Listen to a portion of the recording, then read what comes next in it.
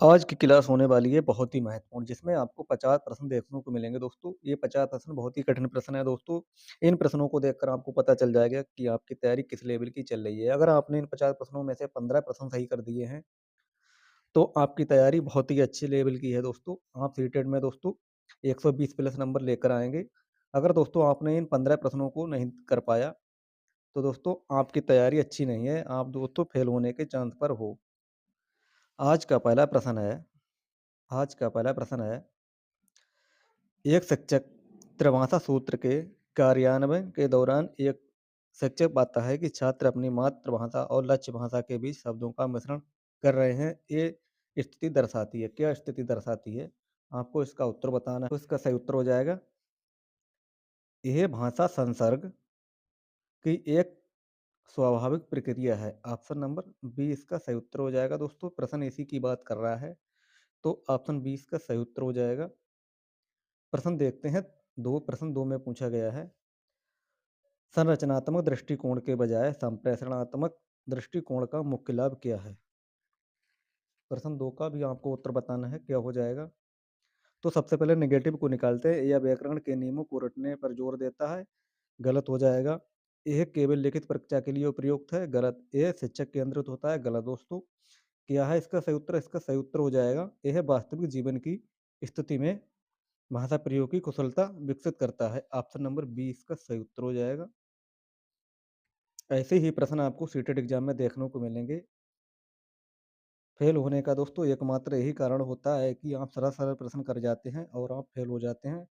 प्रश्न 3 का आपको उत्तर बताना है। उच्च प्राथमिक स्तर पर साहित्यिक विधाओं को पढ़ाते समय तुलनात्मक अध्ययन का क्या महत्व है? बच्चों को भ्रमित करना नेगेटिव हो जाएगा। पाठ्यक्रम को बढ़ाना ये भी नेगेटिव होता है। केवल कवियों के नाम याद करवाना ये भी नेगेटिव होता है। तो इसकी सही उत्तर की बात करें तो क्या था, तो विभिन्न शैलियों और सूक्ष्म अंतरों की समझ विकसित करना सही इसका उत्तर हो जाएगा, ऑप्शन नंबर बी। प्रश्न नंबर 4 दोस्तों, प्रश्न नंबर 4 शुरू करने से पहले चैनल पर जो नए हैं वो चैनल को लाइक और सब्सक्राइब जरूर कर लें। प्रश्न 4 देखते हैं। स्टीफन क्रेसन के अनुसार भाषा विकास तब होता है जब इनपुट छात्र के वर्तमान स्तर से कैसा हो? प्रश्न 4 170 ऊपर दोस्तों हो। ऑप्शन नंबर सी इसका सही उत्तर हो जाएगा, ऑप्शन नंबर सी। प्रश्न देखते हैं। 5 देखते हैं। प्रश्न 5 में पूछा गया है, वायगोत्स्की के समीपस्थ विकास का क्षेत्र जेडपीडी का भाषा शिक्षण में क्या अनुप्रयोग है? प्रश्न 5 का आपको उत्तर बताना है। बच्चों को अकेले छोड़ देना नेगेटिव हो जाए। रटने की शक्ति बढ़ाना, व्याकरण की ड्रिल करवाना ये नेगेटिव होती है। तो सही उत्तर इसका हो जाएगा, ऑप्शन नंबर बी। वयस्क या अधिक कुशल साथी के सहयोग से भाषाई जटिलताओं को सुलझाना, ऑप्शन बी इसका सही उत्तर हो जाएगा। प्रश्न देखते हैं 6, अधिगम अक्षमता के अंतर्गत डिस्ग्राफिया सीधे तौर पर प्रभावित करती है। किसको करती है? डिस्ग्राफिया दोस्तों पूछा है पढ़ने की क्षमता को, गणितीय गणना को, ये गलत हो जाएंगे। सही उत्तर इसका हो जाएगा दोस्तों, डिस्ग्राफिया किससे संबंधित होती है? ये होती है लेखन की स्पष्टता और गति को। तो ऑप्शन नंबर सी इसका सही उत्तर हो जाएगा। लेखन की अक्षमता के लिए दोस्तों इसका उपयोग होता है। ऑप्शन नंबर सी इसका सही उत्तर हो जाएगा। प्रश्न देखते हैं 7। प्रश्न 7 में पूछा गया है, एक भाषा शिक्षक के एक भाषा शिक्षक के रूप में पोर्टफोलियो का उपयोग करते समय आप किस पर सबसे अधिक ध्यान देंगे? ऑप्शन नंबर 1 है, छात्र द्वारा किए गए कार्यों के सर्वोत्तम नमूने और प्रगति का क्रमिक विवरण, केवल अर्धवार्षिक परीक्षा के अंक, छात्र की उपस्थिति का रिकॉर्ड या माता पिता का फीडबैक। तो इसका उत्तर आपको बताना क्या हो जाएगा? तो सही उत्तर की बात करें दोस्तों, छात्र द्वारा किए गए कार्यों के सर्वोत्तम नमूने और प्रगति का क्रमिक विवरण इसमें होता है। ऑप्शन नंबर ए इसका सही उत्तर हो जाएगा। प्रश्न देखते हैं 8। प्रश्न 8 में पूछा गया है, स्कैनिंग और स्कैमिंग स्कैनिंग और स्कैमिंग पठन की 2 रणनीतियाँ हैं दोस्तों, इनमें मुख्य अंतर क्या हो जाएगा?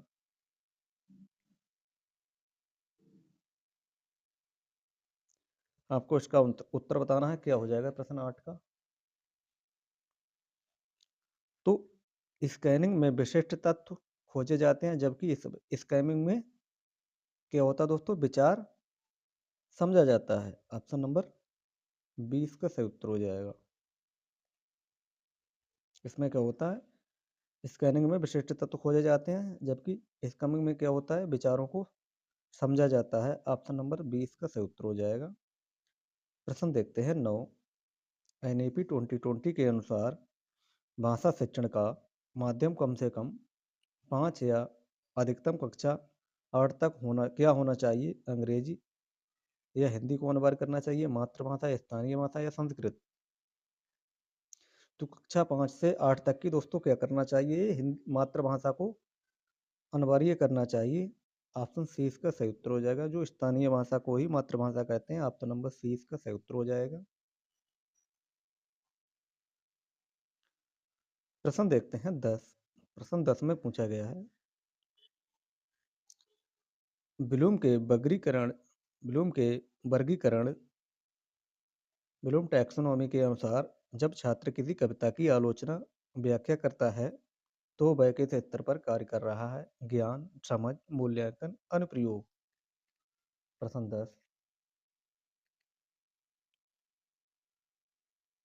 तो मूल्यांकन एवोल्यूशन इसका सही उत्तर हो जाएगा। Option number C. प्रश्न देखते हैं 11। प्रश्न 11 में पूछा गया है, व्याकरण अनुवाद विधि की सबसे बड़ी सीमा क्या होती है? व्याकरण सिखाती है, ये मातृभाषा का प्रयोग करती है, ये छात्र की मौखिक संप्रेषण क्षमता स्पीकिंग स्किल की उपेक्षा करती है, ये पुरानी विधि है।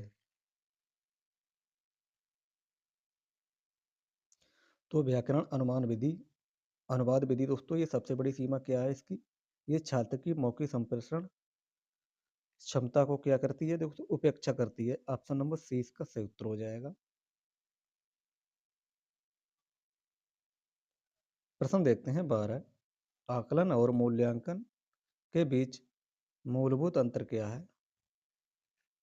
क्या अंतर हो जाएगा? आकलन सुधारात्मक प्रक्रिया है, जबकि मूल्यांकन निर्णयात्मक है। ऑप्शन बी देखते हैं, आकलन अंत में होता है, मूल्यांकन शुरुआत में होता है, या दोनों एक ही है, या आकलन केवल अंकों के लिए होता है? तो प्रश्न 12 की बात करें तो इसका ऑप्शन नंबर ए सही उत्तर हो जाए। आकलन सुधारात्मक प्रक्रिया, जबकि मूल्यांकन निर्णयात्मक प्रक्रिया है। ऑप्शन ए इसका सही उत्तर हो जाएगा। प्रश्न देखते हैं 13। उच्च प्राथमिक स्तर पर पठन अंतराल को कम करने के लिए सबसे प्रभावी रणनीति क्या है? प्रश्न नंबर 13।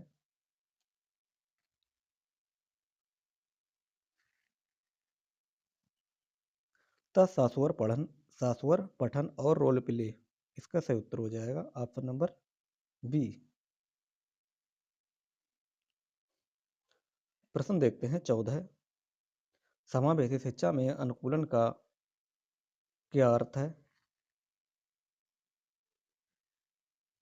तो प्रत्येक बच्चे की आवश्यकता के अनुसार शिक्षण विधियों और सामग्रियों में बदलाव करना चाहिए। ऑप्शन नंबर 20 का सही उत्तर हो जाएगा।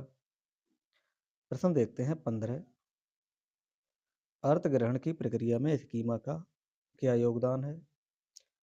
व्याकरण का एक अंग है, नए ज्ञान को पूर्व ज्ञान से जोड़ना, या शब्दों को रटना, या शुद्ध उच्चारण करना?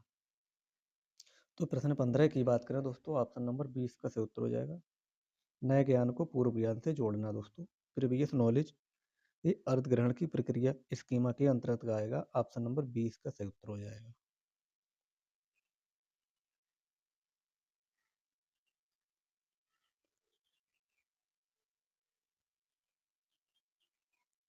प्रश्न देखते हैं 16। कविता शिक्षण में आस्वादन का अर्थ है, क्या अर्थ हो जाएगा? प्रश्न 16 में आपको उत्तर बताना है। तो कविता का आस्वादन का क्या अर्थ हो जाएगा? कविता की लय, ताल और भाव का आनंद लेना, इसका सही उत्तर हो जाएगा। Option number B. प्रश्न देखते हैं 17। निदानात्मक शिक्षण के बाद उपचारात्मक शिक्षण क्यों आवश्यक होता है?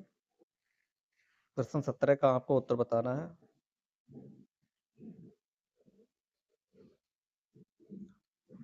तो पहचानी गई कमियों या लर्निंग गैप्स को दूर करने के लिए ऑप्शन बी इसका सही उत्तर हो जाएगा। प्रश्न देखते हैं 18। सृजनात्मक लेखन के लिए सबसे उपयुक्त गतिविधि है, क्या गतिविधि हो जाएगी? तो किसी कहानी का अंत अपने तरीके से लिखना, ऑप्शन बी इसका सही उत्तर हो जाएगा।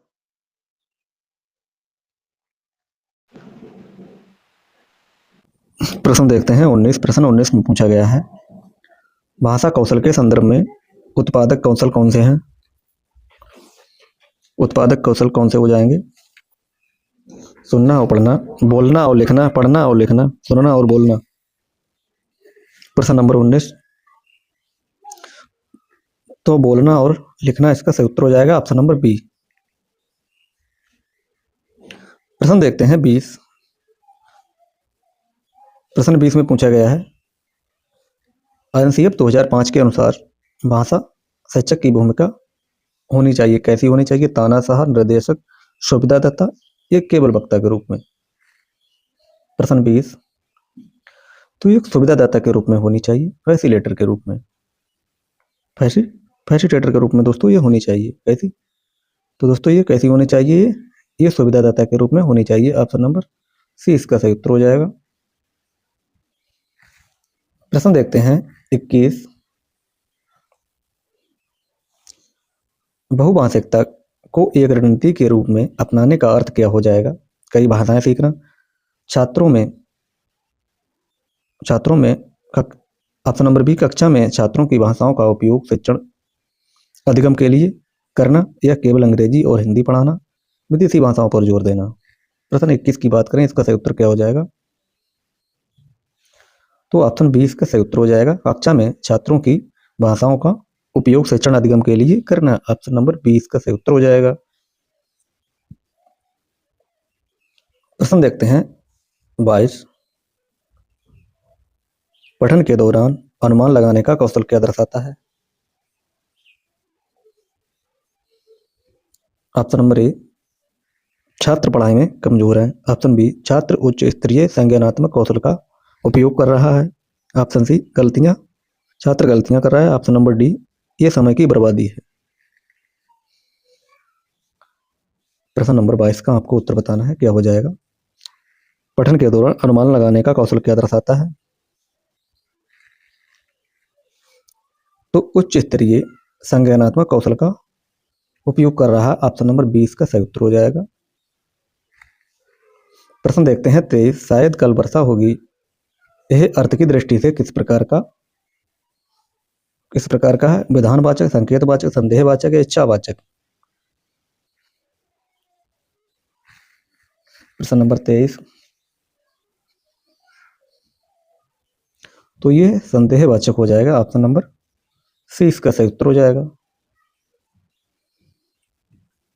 प्रश्न देखते हैं 24। प्रश्न 24 में पूछा गया है, दृश्य श्रव्य सामग्री का चयन करते समय सबसे महत्वपूर्ण मानदंड क्या है? तो ऑप्शन सी, सामग्री पाठ्यवस्तु के अनुसार, सामग्री पाठ्यवस्तु के उद्देश्यों के अनुरूप और प्रासंगिक होनी चाहिए, ऑप्शन सी इसका सही उत्तर हो जाएगा। प्रश्न देखते हैं 25।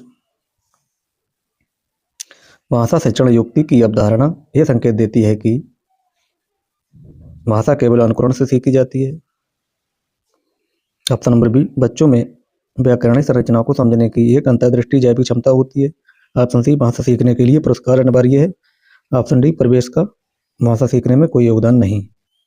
प्रश्न 25, तो 25 का ऑप्शन नंबर 20 का सही उत्तर हो जाएगा।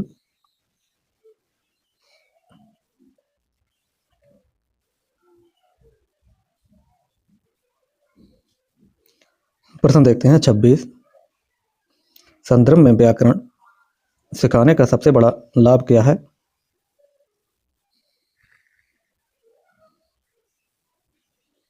ये भाषा के व्यवहारिक प्रयोगों और अर्थ के बीच संबंध स्थापित करता है। ऑप्शन नंबर बी सही उत्तर हो जाएगा इसका।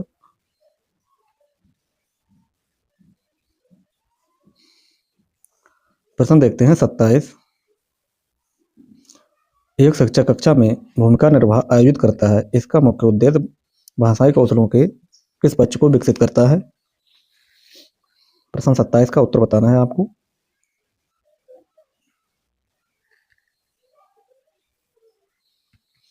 तो वास्तविक संदर्भों में मौखिक अभिव्यक्ति और सामाजिक संवाद इसका सही उत्तर हो जाएगा। Option number B. प्रश्न देखते हैं 28। एस्केफोल्डिंग पहाड़ का भाषाई अर्थ क्या होता है?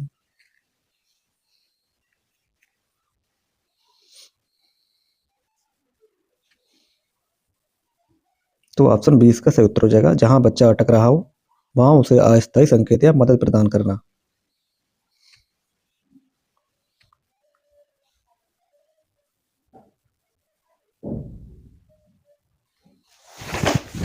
यह 29 प्रश्न 29 में पूछा गया है, पठन की प्रक्रिया में विखंडन डिकोडिंग का अर्थ क्या हो जाएगा?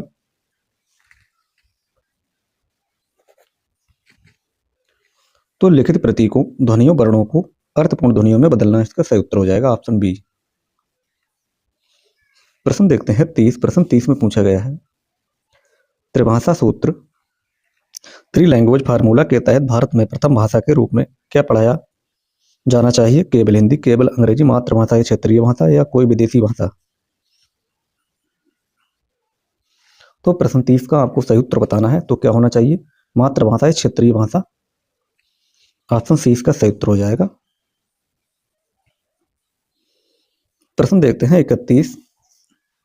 अनौपचारिक भाषा शिक्षण का मुख्य रूप से कहाँ घटित होती है? अनौपचारिक भाषा शिक्षण मुख्य रूप से कहाँ घटित होती है? तो कहाँ? परिवार और सामाजिक के भाषाई प्रवेश में।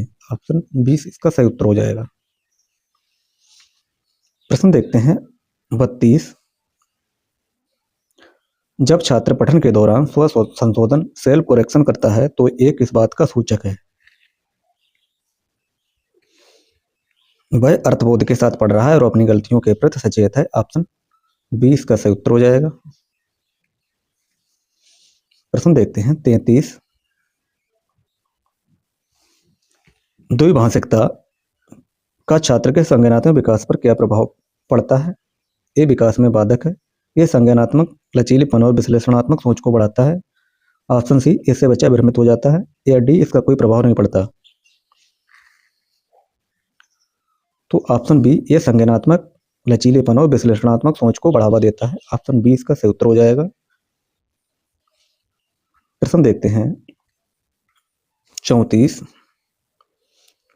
शिक्षण में परियोजना विधि प्रोजेक्ट मेथड में भाषा सीखने का आधार क्या होता है?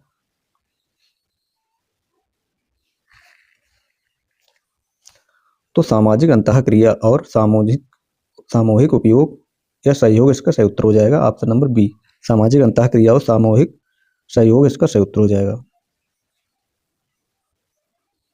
प्रश्न देखते हैं 35। व्यापक पठन का मुख्य उद्देश्य क्या है?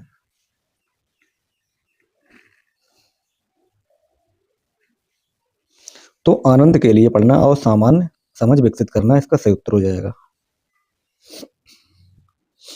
प्रश्न देखते हैं 36। अनसीएफ 2005 के अनुसार त्रुटियां एरर भाषा सीखने में की प्रक्रिया में क्या महत्वपूर्ण है, क्यों महत्वपूर्ण है? A B C D 4 option दिए गए हैं जिसका आपको उत्तर बताना है। एनसीएफ 2005 के अनुसार त्रुटियां एरर्स जो होते हैं भाषा सीखने की प्रक्रिया में क्यों महत्वपूर्ण है? वे बच्चे की सोच को समझने में खिड़की प्रदान करती हैं या दोस्तों संकेत प्रदान करती हैं। ऑप्शन बी इसका सही उत्तर हो जाएगा। प्रश्न 37 देखते हैं, लेखन एक उत्पादक कौशल है, इसकी प्रक्रिया पद्धति में कौन सा चरण सबसे पहले होता है?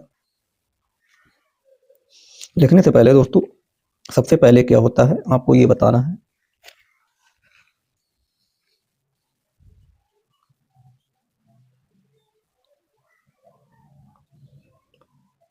तो ऑप्शन नंबर ए इसका सही उत्तर हो जाएगा संपादन।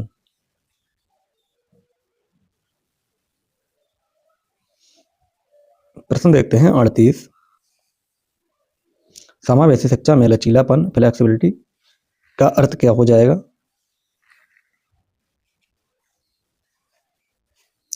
तो सीखने के साधनों और मूल्यांकन की विधि में छात्र की आवश्यकता अनुसार बदलाव। ऑप्शन नंबर 20 का सही उत्तर हो जाएगा।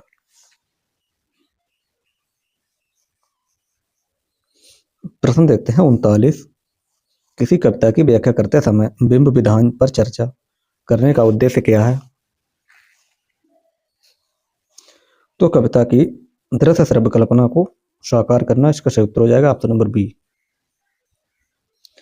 प्रश्न देखते हैं 40। संप्रेषणात्मक भाषा शिक्षण में सबसे अधिक महत्व दिया जाता है, किस पर दिया जाता है?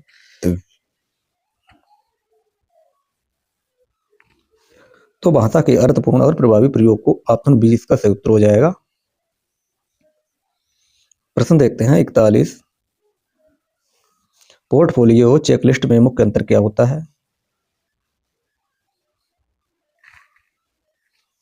तो पोर्टफोलियो छात्रों के कार्यों का संग्रह है, जबकि चेकलिस्ट किसी विशेष कौशल की उपस्थिति या अनुपस्थिति की जांच करती है। ऑप्शन 20 का सही उत्तर हो जाएगा।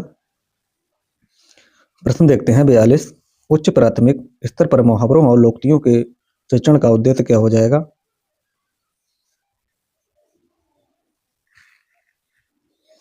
तो ऑप्शन बी भाषा में सजीवता और प्रभावशाली अभिव्यक्ति की समझ विकसित करना सही उत्तर हो जाएगा। Option number B. प्रश्न देखते हैं 43। आलोचनात्मक साक्षरता का अर्थ क्या है? तो पाठ में छिपे निहितार्थ दृष्टिकोण और शक्ति संबंधों का विश्लेषण करना। ऑप्शन नंबर 20 का सही उत्तर हो जाएगा। प्रश्न देखते हैं 44। पठन कौशल में अनुमान लगाने का अर्थ क्या होता है? तो पाठ में दिए गए संकेतों के आधार पर अनकहे तत्वों को समझना इसका सही उत्तर हो जाएगा। Option number B. प्रश्न 45। संरचनात्मक मूल्यांकन किया जाता है, कब किया जाता है?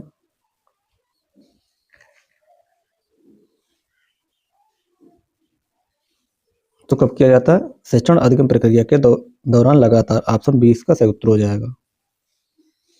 प्रश्न देखते हैं 46। भाषा शिक्षण की कौन सी विधि पूर्ण से अंश के सिद्धांत पर आधारित होती है? तो वाक्य विधि इसका सही उत्तर हो जाए सेंटेंस मेथड। प्रश्न देखते हैं 47। बहुसांस्कृतिक कक्षा में एक शिक्षक को क्या सुनिश्चित करना चाहिए? तो सभी छात्रों की संस्कृति और भाषा का सम्मान हो और उसे शिक्षण में शामिल किया जाए। ऑप्शन नंबर 20 का सही उत्तर हो जाएगा। प्रश्न देखते हैं 48। श्रवण कौशल के विकास में सबसे अधिक बाधक तत्व कौन है? तो वक्ता की तेज गति और अरुचिकर विषय दोस्तों इसका सही उत्तर हो जाएगा। प्रश्न देखते हैं 49। भाषा शिक्षण के संदर्भ में त्रिभाषा सूत्र का प्राथमिक उद्देश्य क्या हो जाएगा? तो बहुभाषिकता और राष्ट्रीय एकता को प्रोत्साहित करना। ऑप्शन नंबर 20 सही उत्तर हो जाएगा इसका। आज का अंतिम प्रश्न है, सतत और व्यापक मूल्यांकन में व्यापक शब्द का अर्थ क्या हो जाएगा? तो संज्ञानात्मक, सह संज्ञानात्मक और व्यक्तित्व के सभी पक्षों का मूल्यांकन इसका सही उत्तर हो जाएगा। Option number B. तो ये रहे आज के बहुत ही महत्वपूर्ण 50 प्रश्न। इन प्रश्नों में से आपने कितने प्रश्न सही किए हैं इसका उत्तर कमेंट करके जरूर बताएं। और दोस्तों जो चैनल पर नए हैं वो चैनल को लाइक और सब्सक्राइब किए बिना ना जाएं। आज के लिए इतना ही, मिलते हैं कल, तब तक के लिए धन्यवाद।